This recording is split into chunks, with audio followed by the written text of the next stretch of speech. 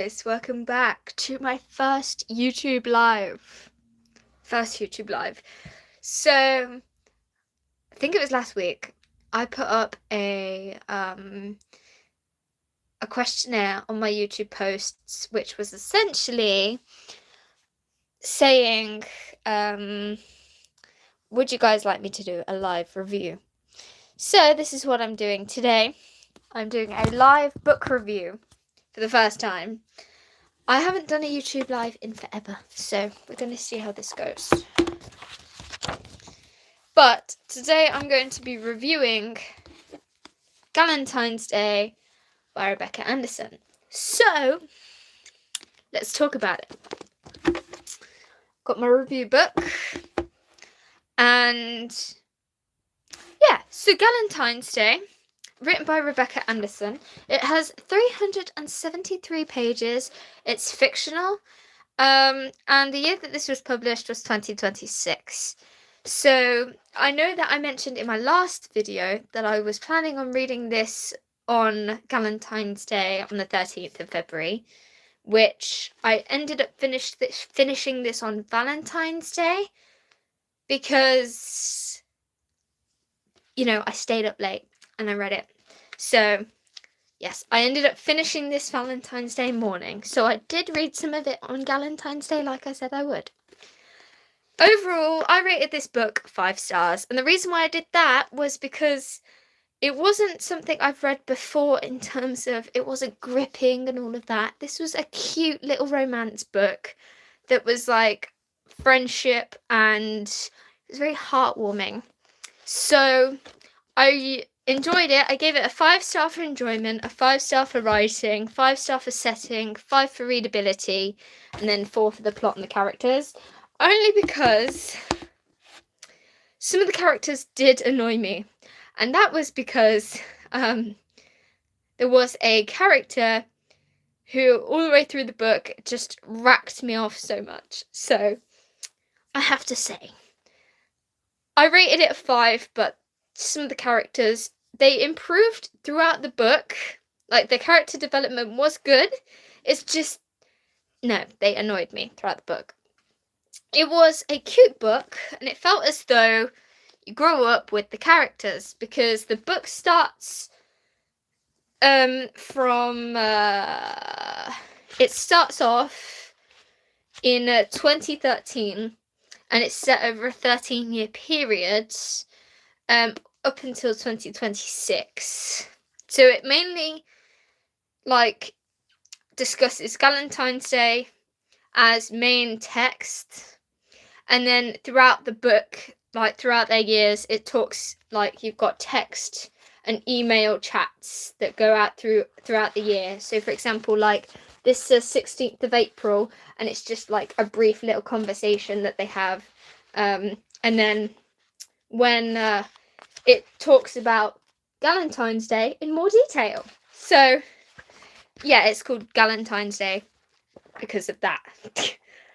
So I did enjoy the fact that it was spanning over a big period of time, and you kind of grew up with the characters, and I feel as though the friendship did progress throughout the book. They did go through quite a lot of heartbreak, loss, regular challenges that we would go through in real life. Like friendships, heartbreaks, there was pregnancy, marriage, relationship drama. So it was a load of drama-filled fun. But this book is so cute. Hi guys. I know some of you are saying hi, so hello. I feel like the main message of this book was friendship. Because no matter what highs and lows these characters went through, they did know how to get through it, and they did talk about their problems. However, it did feel as though some of them, this book, is I'm not saying 6-7, I'm sorry. Well, I mean, there we go, 6-7. I'm not, God. Anyway, So this book definitely does relate to real life friendships, I think. We all have our own trouble. We all have our own issues in friendships. And so I just thought that it was very, very relatable. I would recommend this book to people because I do think that it relates very well. And it's just a heartwarming little book. It's very cute. And it discusses how social media progresses as well, which is quite nice. And how these girls grow up with social media developing as well. So we have three friends, Alicia, Marnie, and Hannah. And they start off with they're in high school, or they're in sixth form, and then they go from sixth form and they go college and university, and then they go to work and all of this. So we do get to see what kind of things that these girls get up to throughout their life, and I do like it.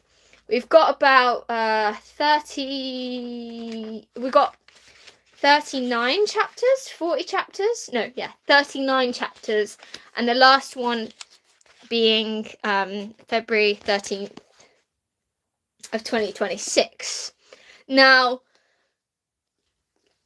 at the front is a snippet of, like, the prologue is from 13th of February 2026. Now, when you read that prologue, it does create tension because, one, you don't know what's going to happen, and two, halfway through the book there is a major development that happens with the friend group, and you think, oh no, somebody's either gonna die or be unfriended. The blurb and all of that kind of give that message, but it doesn't tell you until what the drama is properly at the beginning, which I like. I think that's a good thing. But yes, right at the end, it is a cute ending, and I do love it. Hi, Emily. Thank you very much for your congratulations on my 200 subs. Yeah, so I do think that this book would be part of the Disney reading challenge that I've just started. And that, if you don't know, if you don't watch the other videos of mine, the Disney reading challenge is set over the year, where you've got loads of different Disney characters, loads of different titles, categories, and you just read a book based on one of the categories and one of the characters. So I was thinking that I could put this down for Aurora's reading trope, which was a book you read in bed, because I did read this in bed. I stayed up very late to get this done. One, because I wanted to make sure that I read it in time for Galentine's Day, but also because as you get into it, it does get better. I did think that it was going to be a slow read because of what the book is about, but I did enjoy it. So let me read you the blurb, and then I'll probably wrap up the review and talk about some other book-related stuff in a sec. I am not married, no. But I am in a relationship, so there we go. So it says 13 years, 3 women, 1 annual sleepover. This is the back, by the way. Like, the front is so, like, well designed, and this is the back. So I do really like it, and it's a shiny pink, and that's what drew me in. It was the shine of the Galentine's Day cake. So, I mean, the cake is really cool. So it says 13th of February 2013. Alicia, Marnie, and Hannah have their first Galentine's Day sleepover. They're 18, single, and the world is at their feet. Soon they'll go their separate ways after college, but they promise that every year they'll have their sleepover. 13th of February 2026. There are only 2 friends at the annual sleepover. Their friendships have been tested by life, by partying, breakdowns, and even by pregnancies. Are their best Galentine's Day now behind them? So yes, I do personally like this, and I do think that it is a really cute book and cute cover design. So what I'm going to do now is I'm going to talk about other things, and yeah, talk about book related stuff. So what I'm going to do, oh, hello Rose. Hi guys. Yes, thank you Emily, I do appreciate that. So now that I've got that out the way, I am going to discuss some of my other challenges and things that I've been doing book related, because yes. So the A to Z reading challenge is coming very, very, very close to being completed. I am so happy about that. I have 6 books left, and one of the most challenging books for me to find was a book beginning with Z. So I did go to the library the other day because I personally don't own any books that begin with Z. And so what I did was we found a little library story. I went to the library and asked if they had any books beginning with Z, because I only could find books that had the author's name that began with Z. So what I did was the librarians helped me, and it took 5 librarians to find a book. And just as I was going to say, right, I'll look online or I'll do something and leave, the librarian comes up with 2 books that she found that began with Z. One was one, I think, about a war story, and that doesn't really interest me. War stories aren't really my genre that I like. So the other one was a romance, I think. So I ended up taking out Zora Books' Happy Ever After. Now I think that this is about authors, because books and Happy Ever After, but it begins with Z. So I'm cooking on gas here for the Z part of the reading challenge. It's not a new book. I thought it would be, but it's not. I think it was published in 2023, so it's not too long ago. And it's like, I think it's almost 400 pages long, but it's like 308 pages long, so it's not too bad. But this is my Z contender for my A to Z reading challenge. Now I'm very excited to read this. So I will read the blurb. So it says, an indie bookseller, a famous author, his best friend. Zora has committed every inch of her life to establishing their thriving DC bookstore, making it into a pillar of the community, and she just hasn't had time for romance. But when a mystery author she's been crushing on for years agrees to have an event at her store, she starts to rethink her priorities. Lawrence is every bit as charming as she imagined, even if his understanding of his own book seemed just a bit shallow. When he asks her out, she's almost elated, enough to forget about the grumpy guy who sat next to her, making snide comments all evening. Apparently, he is Lawrence's best friend, but she can't imagine what kind of friendship that must be. They couldn't be more different. As she struggles to choose between them, she can't shake the feeling that they're both hiding something, a mystery she's determined to solve before she can find her happy ever after. So, I think that this might be kind of like a lovers to haters trope, or no, a haters to lovers trope. It does sound something like that.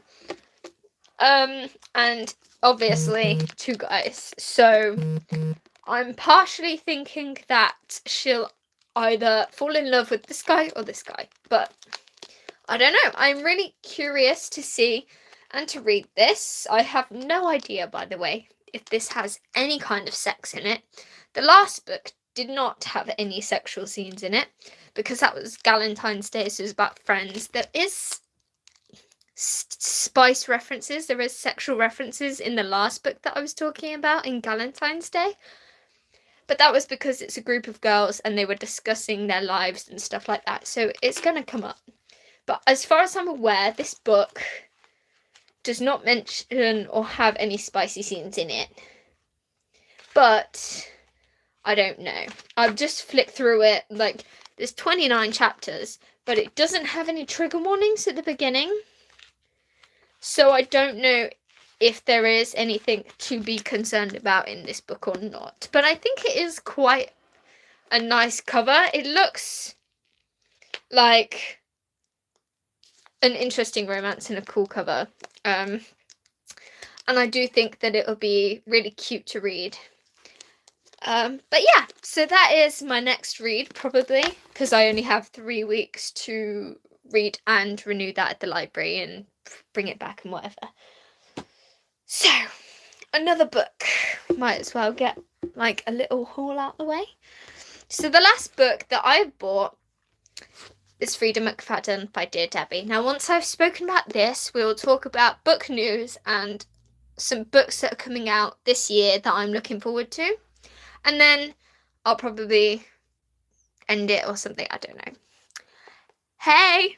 Hi, book lover. Hi. So, Frida McFadden, Dear Debbie. I haven't really bought many books. I mean, if it comes to a haul, these are my only 2 books that I've managed to get in the past week. And I haven't read these. So I think that this is kind of like a mini haul, kind of, because, yeah. So this is my haul. But I've just spoken about this one. Frida McFadden, Dear Debbie. Now, I have been waiting for this book since Frida announced that this book was coming out. And this will relate to my book news that I'm going to discuss in a moment. But yes, so Poppy Scissors doesn't give you much at all to go off about what this book is about. And I haven't read the blurb either. The reason why I bought this book is 1, because it's a Frida McFadden, and 2, this sprayed edge looks so cute. It's got scissors and poppy feathers all up it.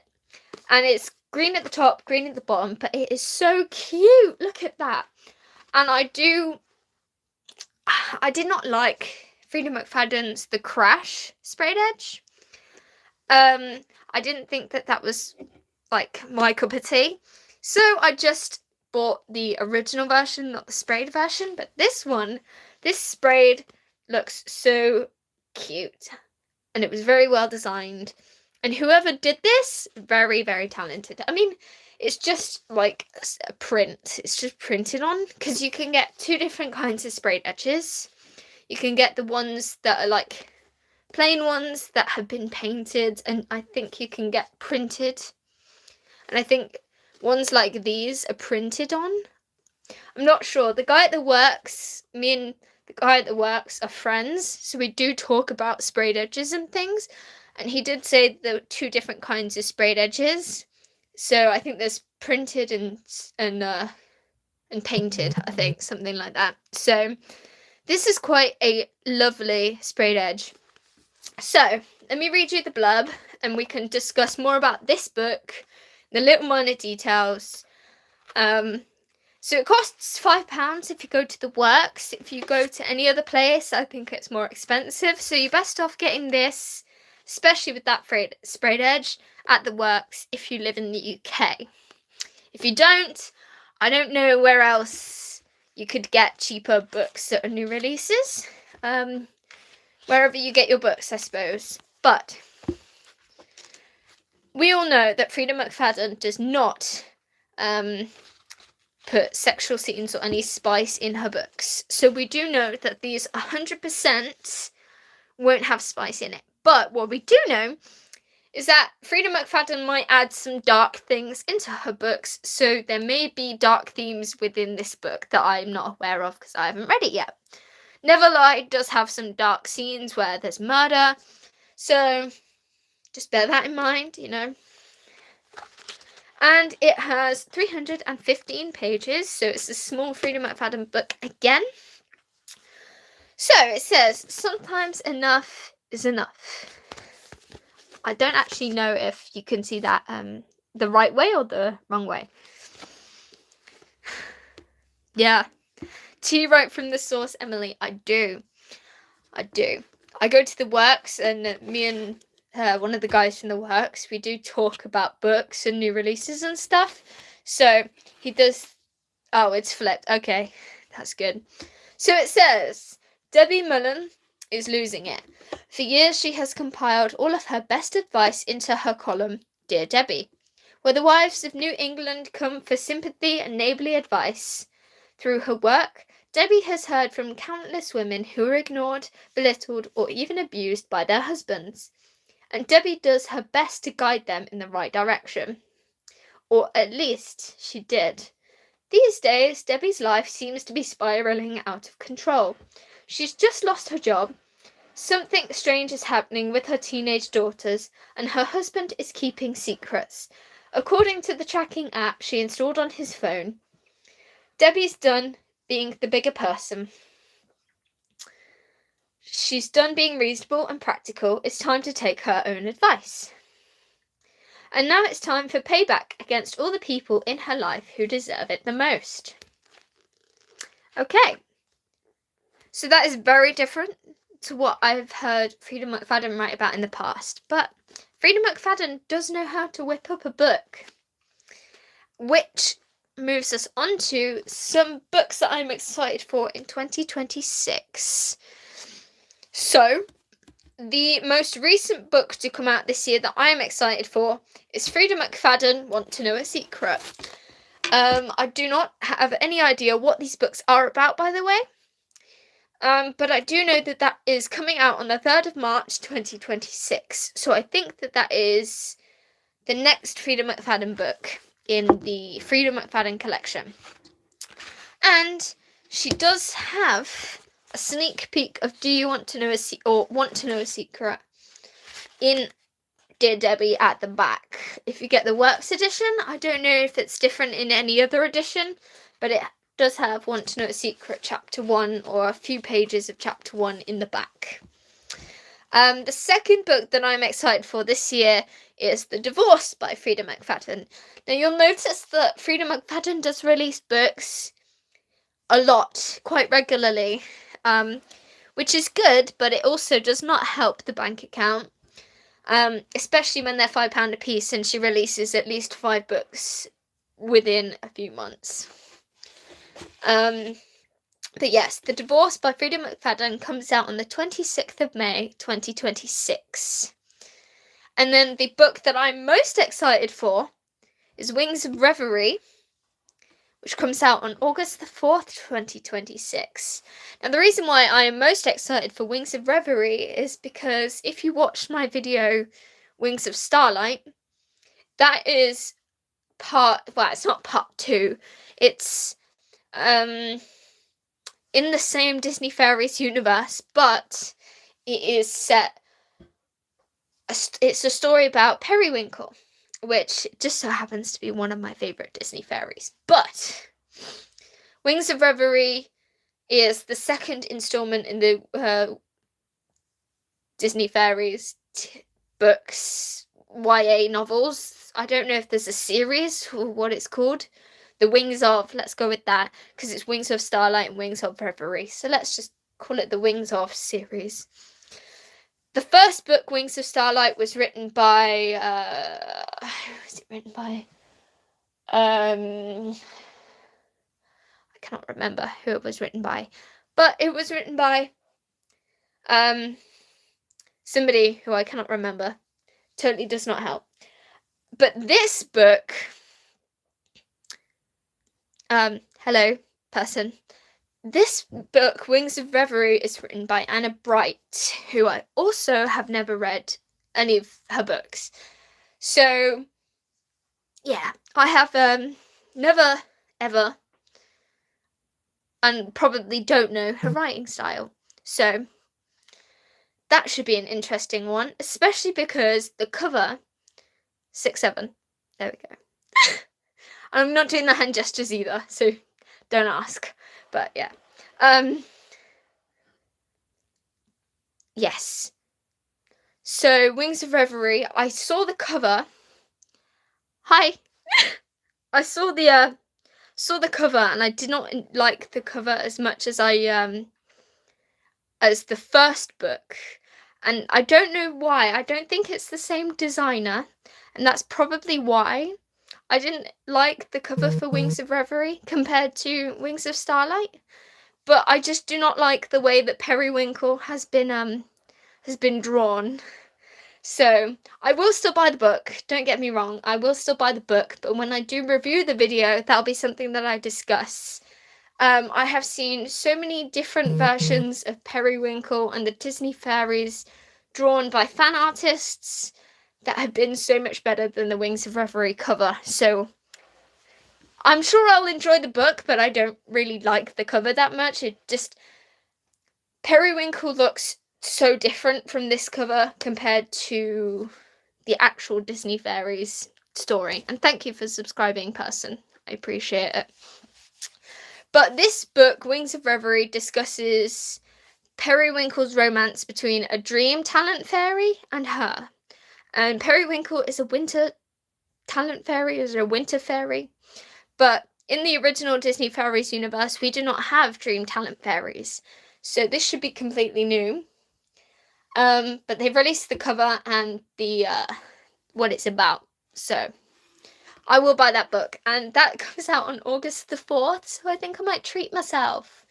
And I'll see if I can get like a special edition or something from Waterstones, because Wings of Starlight came with an exclusive Wings of Starlight bookmark when you went to Waterstones, so I'm hoping that Wings of Reverie has something similar, because that'll be cool.